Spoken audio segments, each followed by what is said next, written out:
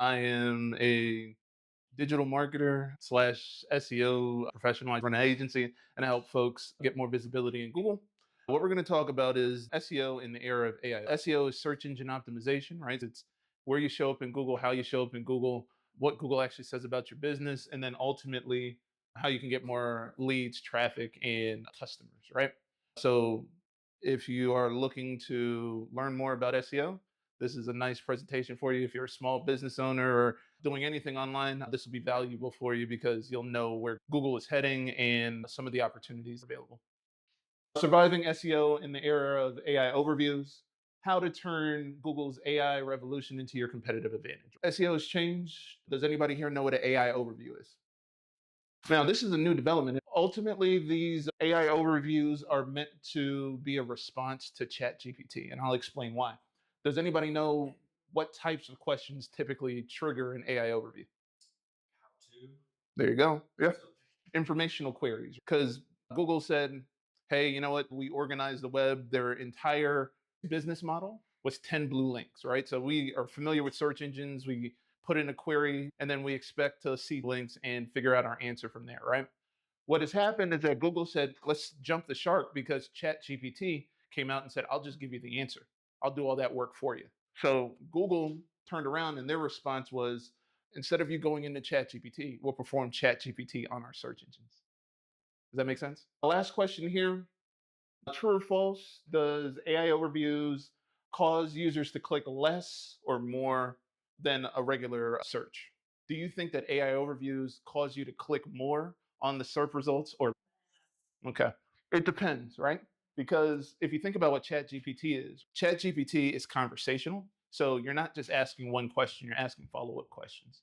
The same thing is occurring on Google. So where you might click less on the results, the 10 blue links, you're actually engaging a bit more because you're asking follow up questions and not going to ChatGPT and asking those additional questions. When there is change, there's an opportunity for those who seize the opportunity to change, right? This is a riff off a quote from Jack Welch, but ultimately we're at an inflection point where Google's not going back. ChatGPT is here to stay for the most part. There's all these different startups and competitors that are in this space that are trying to get your attention, get you inside their ecosystem so they can learn more about you and then ultimately advertise to you. So let's do a little bit of a timeline. This is a short and condensed timeline. I'll just talk about the revolution through my 3 years now at this point since GPT launched, right? So GPT launched in November of 2022. By January, I started looking around. I was like, what is this? Because there was a lot of hype behind it. I wasn't one of the first, like, day one, jump in there. But by January, I played around with it in different iterations. And what it did was I realized that it was going to cut down the cost of content, right? That was the major use that everybody was doing back then. Let's write a blog, use things like Jasper.ai, write emails and all that sort of stuff, right? Fast forward to February, I saw opportunity. I said, hey, let's learn a little bit more. And I actually started using ChatGPT a bit more in just content creation for SEO. Worked out well. You could scale. You put in your content and target a keyword, write an article, and you had a blog article. Google got smart. It said, we have all of this content. A lot of it's not good because everybody was just putting in keywords and letting ChatGPT and not guiding it. Think about ChatGPT 3 compared to where we are now in ChatGPT 5 and Claude and all the rest of them. By August, Google said if you're just going to basically AI slop. If you're just going to spam the web, we're going to kill all the independent blogs. They introduced this update called the HCU. And in the back of my mind, I always look this as they're clearing the decks, right? Because if you think about what AI overviews do, they actually go to the different websites and read the articles and then summarize it. But if you have a whole bunch of trash in your search results, it's going to make it harder for you to find quality. So to me, the HCU, the helpful content update, was a way to clear out some of the deck so that they could use these AI overviews later on. And I think it was a long-term play. In January of this year, Google launched AI overviews in small instances, and by March, April-ish, they started rolling it out in the US. They are, I think most of the countries now experience AI overviews when you search. They've basically changed the internet as we know it, and we're at a point where it's either adapt or be invisible. Adapt or be invisible, that's the polite way of putting it, right? As of right now, 16% of all searches generate AI overviews, right? And you're like, 16%, that's a small percentage. But when you think about where that 16% actually lies, it's in a lot of the informational high volume queries, right? So if you're asking X versus Y or something like that, you're going to see an AI overview. There's smaller instances where you will see a lack of AI overview. So something local, if you say what's the best pizza place in Frederick, you won't see an AI overview. You'll see a Google map. But if you put in what's the best recipe for a margarita pizza, you're going to get AI overview, right? 2 billion monthly users interact with AI overviews. One thing to think about, everybody's talking about ChatGPT driving traffic and being visible in ChatGPT. It's important because the technology is what people adopt, but Google ultimately has distribution. And that's the difference between ChatGPT and Google when they deliver a similar product from an AI overviews perspective or an answer perspective, right? Nobody is not using Google for the most part. And every time you go to Google to search something that's informational, you're going to see an overview. This is about SEO, but then it isn't about SEO. It's really about survival. If you're in a business and you've launched your business, you've put out enough information via social media, via your website, and all that sort of stuff, where you've fed the beast. Now the beast is turned. You were the teacher, and now the student, which was ChatGPT, is now AI overviews, have now become the teacher. They created an entire corpus by scrolling and crawling the entire web, and YouTube and Reddit and all these different platforms that everybody has commented on. Now they have a better large language model. So we fed the beast, and now they're still the entryway to the rest of the internet. Now, what we have to do at this point is still continue to feed the beast, but guide it the way that we want it to go. Make sense? Cool. So let's talk about what a AI overview actually is. It is really just a super powered search summarization. Instead of actually just being one question, how do I improve my website's SEO? It actually breaks it into 10 to 20 additional questions. It refines your query, goes to Google and searches for additional related terms and keywords. So you'll have technical SEO, content strategy, link building. And then all it really does is go out, Google the top 10 sites, read it at a passage level, and then bring you back a summarization of 10 sites as opposed to just 10 sites as opposed to just one query. Make sense? When you're putting in AI overviews, you're looking at least 10 at a minimum. Let's go this way. All right. So, why is it important? They're changing the way that users interact with search results. And what that means is that people aren't clicking to your site as frequently as they were before for these keywords. There's a thing called zero click, where you just get your answer and then don't do anything. Discovery is changing, right? You're getting quick answers from AI overviews.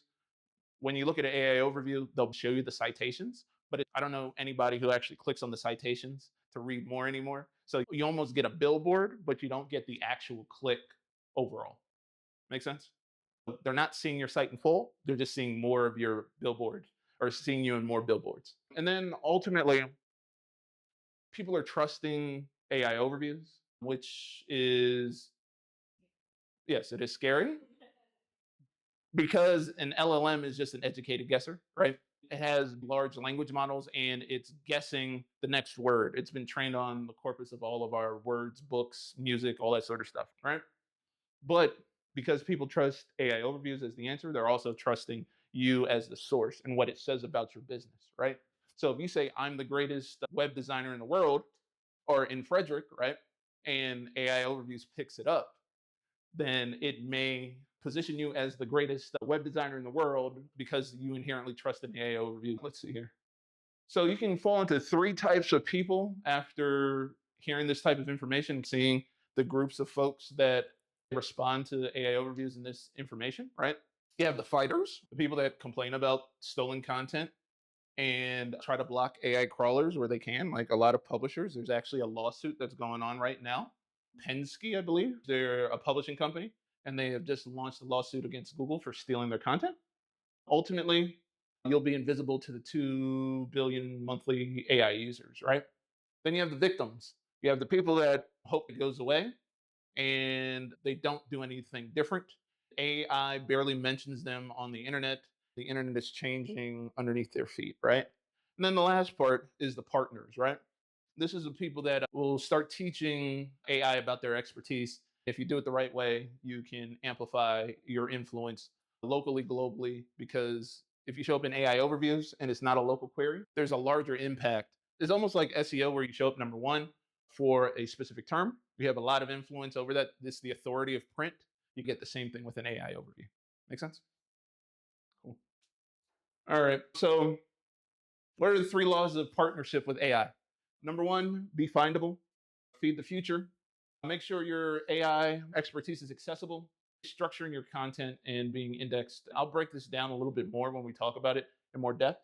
Law number two is be essential. Provide the depth and context that AI cannot. Your business is your business. Your expertise and who you work well with, AI really doesn't know. So you can add that context and meaning, and then also be useful. We have AI, which is a tool that we can use to create other tools and add more value pretty quickly. You don't have to hire a developer anymore. You can create frameworks, actionable guides, and transform information into different mediums to deliver your message. Make sense? So use AI against AI. Law number one, be findable. Don't hide your expertise. Control your brand narrative, right? Press releases and your About Us page. Very important because Google picks up on it, ChatGPT picks up on it. If you look at the actual processing that goes on when ChatGPT does it, it'll actually show you that it's looking for more recent data. So, what that means is that if you put 2025 in your page title, it might actually be picked up more frequently than if you didn't, right? So that's a way to hack the system, right? What else? Your About Us page. Be nuanced in it because essentially it's going to pull from your About Us page to tell the world what you're about. Homepage, so you have a little bit more latitude behind what you want to say on that About Us page. So if you want to say that you're the greatest pizza maker in the world, say it there on your About Us page. References. So what this pretty much means is that what you say matters on your About Us page, but what other people say matters more, which means your SEO strategy shouldn't always just be about your website. You have additional blogs, use the press releases, use essentially third party sites to add consensus, meaning that if Google can find on your Facebook, on your Twitter, on your social media, and then also on your what else? Yeah, your LinkedIn, definitely. Google is going to pull from that, and ChatGPT will pull from that, and then ultimately use that to define this concept of consensus, which is basically, do I have multiple sites saying the same thing to validate the statement or the summarization that I'm going to do, or that AI overviews are going to present? Again, citation strategy, release expertise as press releases, because Google and the AI overviews are going to cite them. And then also, don't hide your process, or if you have some sort of specific terminology or methodology behind it, create a page that describes it. I'm not saying give away the secret sauce, but ultimately allude to the secret sauce. All right. Yeah. So give it, like, we know how to write, right? We can write it a different layer where we don't have to give away everything, but we can write it a layer that has people infer that we're experts. 20 years of doing this, 15 years of doing that. Like, you can add that to your content piece and talk about our process. Now, what's cool about AI overviews to me is that you don't need to be an authority in order for it to pick you up, right? So what that means is that the way that Google used to work, they had this thing called page authority, right? It's a part of their algorithm where an authoritative page would link to another authoritative page, and they would leverage that to rank you in the top 10, right? So if you're Wikipedia, you're going to rank in the top 10. If you're levelmediagroup.com, you're not going to rank in the top 10 because you're not as authoritative as Wikipedia. And where AI is different is that it skips the line. As long as I show up in Google within the first 2 pages of Google, I potentially could be cited as a source in the AI. So you don't need to be as authoritative in your site. You just need content that AI can pick up and reference. Think more holistically about different use cases, different parts of the journey. If I'm at the beginning of the journey and I'm going to the end, write content about the whole thing, not just one page, but multiple pages. So you can develop topical authority. I don't want to get too much in SEO unless everybody wants to dive into that, but topical authority just means that you just don't have one page about a specific topic. It means that you have multiple pieces of content about that topic. Now, it doesn't have to be all about the same keyword of pizza. It could be about pepperonis, it could be about ingredients, it could be about marinara sauce, but having it all on one site means that Google does not have to go to a different site.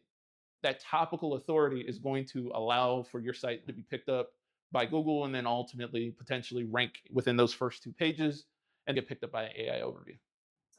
Mhm.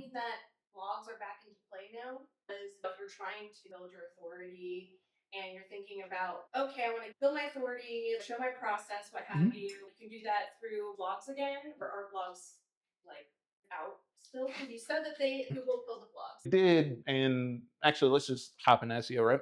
I think the problem with the way we were trained to create content is that we think everything was a blog post. What the HCU was really trying to do was stop people from blogging about their mother's recipe for making a pizza and talk about their aunt that taught them how to do everything and then bury the recipe down at the bottom. They want more direct answers at the top. Blogs aren't always the answer for that people are looking for. So blogs, you can still pick up on the 40% of traffic that is still there with a blog, but you may want to look at a landing page instead, like an SEO landing page, right? This is more for bottom of the funnel content, right? Let's stick with the pizza example. Best pizza in Frederick, right? You don't want to blog about the best pizza in Frederick. I want you to give me a list and say why this is the best pizza in Frederick, right? That is an SEO landing page versus a blog. So blogs are still in play and you can still get the 40%. But what you're really trying to do is create the content that's the most direct. And you think about what the user's trying to do. They're trying to get a list of options, have a rationale for the options, and then be able to choose where they want to go. How that works with topical authority is that there are multiple use cases, right? So I might want a best vegan pizza. I might want the best seafood pizza, right?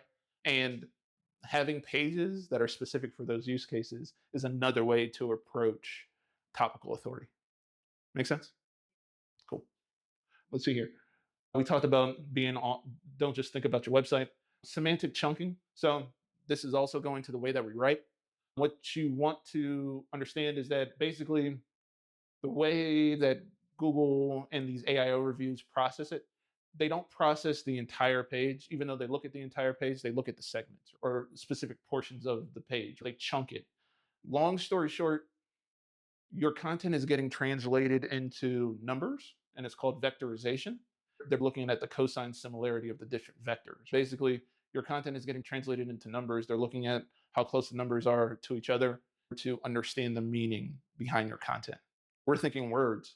They're thinking numbers and how close the numbers are to each other, like king, queen, prince, to understand the word kingdom and get a better understanding of those relationships. So it's a little weird to understand because who translates text into numbers? But Google does. They're using math to understand the sentence structure and all that sort of stuff. Why that's important is that write in holistic paragraphs, answer the paragraphs, don't allude to anything. If you have a section, setting up the next section, make sure you completely answer the question in that first section. Don't say, oh, in section 2 below, you're going to see this. You need to put your answers in that header to actually answer the question. Now we can get into something more technical when we're talking about writing. One thing you want to do when you write is have a headline. Your first sentence after your headline should be a topic sentence. Your topic sentence should typically repeat the question if you wanted to get picked up by AI overview. So if I said, what is the best pizza in Frederick? The way that I would write my topic sentence would be the best pizza in Frederick is. It's very simple, but a lot of times we don't write that and we try to bury the lead and say, I've been in Frederick. I lived in Frederick for 15 years, and over the 15 years, the best pizza is X, Y, and Z. You need to be direct and answer the question. This alludes to the same thing. We know the nuances more so than AI when it comes down to specific instances. So if we were to say, how do I improve my conversion rate? And AI's responsibility, here are 5 ways to improve conversion rates, right? What we might say, because we have more experience, we'll say, for SaaS companies with X amount of employees struggling with trial to paid conversion, here's what usually works based on 100% implementation. You may or may not know that ChatGPT and all of these are storing your answers in memory. So they begin to understand who you are as a person. If you've ever used ChatGPT as your coach and say, hey, based off of everything I've entered, tell me about my blind spots. It's looking back at all your queries that you put in ChatGPT. So why this is going to be important is that it's going to know who you are. It's going to know and everybody else who's using ChatGPT. So if they are the SaaS company that has 50 to 200 employees, ChatGPT is going to know it and have that context. So they're not going to give everybody the same answer all the time. Based on who I am, what is the answer for my question? Understand your use cases, understand the nuance, deliver on the nuance. Those landing pages are better than blogs because you can talk about the specific instances and use cases. Develop tools and checklists and guides rather than just theoretical information. Leverage AI assistants to brainstorm and assess needs. You can do ICP research, look at the pain points, include the pain points there, create useful content, create guides, checklists, all that sort of stuff. What not to do: slop 50 generic blogs on people trying to find AI, five definitive guides that become AI's go to source. So, quality is better than volume. Hiding the strategy blocking AI is not going to work because ultimately you're just hurting yourself. And then also make sure that it's easy to be discoverable, right? There's different ways that you can create content. If you're creating content that, like I said, buries the lead and puts everything down at the bottom just to get people to stay on the page, that's not the way to do it. Just add more value. Give them the answer, support your answer, add more value by adding more context and adding larger scope, but definitely give them that answer up front. Last one is thinking about SEO as only one site. There's plenty of opportunities to leverage other sites, even leverage AI. Like Perplexity allows you to create spaces and pages. LinkedIn allows you to create posts. Use that to influence AI because, as we can see, traffic is not going to your website only. So if it's not only going to your website, then it's going to go somewhere. Make sure you have multiple touch points or landing pages, social media that all says the same thing or at least allows for you to get additional visibility. Don't be everything for everybody. When you try to be everything for everybody, you have no specificity. So if a person's looking for a specific company that specializes in something and you're saying that you do everything and you don't have any level of specialization, you're going to get lost in the sauce. We do have implementation roadmap. So one of the cool things about this is that you can audit yourself. You can ask ChatGPT what they already know about you and your business. You can run it through that. Think about the questions that your customers may have prior to, create an FAQ. Going back to what an AI overview is, it's this concept of query fanning. It's not just one query, but 10 queries. Think about what the next 10 questions may be about your brand or business and answer those on your website such that the AI overviews will answer it correctly. Google your company and some industry terms and see what Google AI overviews or ChatGPT brings back about your business. What does it know? If it's saying something incorrect, it'll tell you where it's pulling that information from so you can update it. Content optimization: create a press release about your methodology, your expertise, or something that's press release worthy. Take your long form content, make it into digestible chunks that are easily retrievable, and then optimize, like I said, about your about page for AI comprehension. Multi-platform presence: repurpose your insights across LinkedIn and the industry forums, create downloadable tools and PDFs, guest post on industry publications if you can. And then week 4, there's a lot to do in a couple of weeks, but what you can do is if you're running both SEO and you're doing PPC, you can use AI to create PPC landing page variations, right? I did one recently and we saw a 20% lift in conversion. Get clear, right? If you have a specific process, create a framework about it. What I like to do is anything new that I come up with, I like to tell ChatGPT what my process is and then have that create a more standardized framework. And the reason being is that once you've succeeded with AI and ChatGPT to get the answer that you want, you're probably going to end up wanting to do it again, right? One thing to do is use a prompt that tells it, hey, you've done a great job. What could I have changed in my original prompt to get this output again for any topic? What that's going to do is create a holistic prompt that allows you to substitute any keyword, any topic, and get the same similar result. Now, all you have to do is go back to chat and give it that prompt. If you did it the first time, don't start from scratch again. If you have a framework, you get clarity. You know what you're doing. You know what the pieces are. You know what you have to do. It makes it more standardized to paint by numbers. So I use those two things to standardize my processes now. Couple minutes until we have to switch to Yeah. discussion time. Specific tools, you can create custom chat GPTs. If you're looking to do AI writing for SEO writing for AI is really good. Images, Nano Banana or Iagram.ai. If you're trying to use video and convert stuff to video, a couple of good sources are Halu.ai that does really good like realistic video, and then AI videos, which has multi-platform videos, right? Enhance this process to help me create this framework for X, Y, and Z.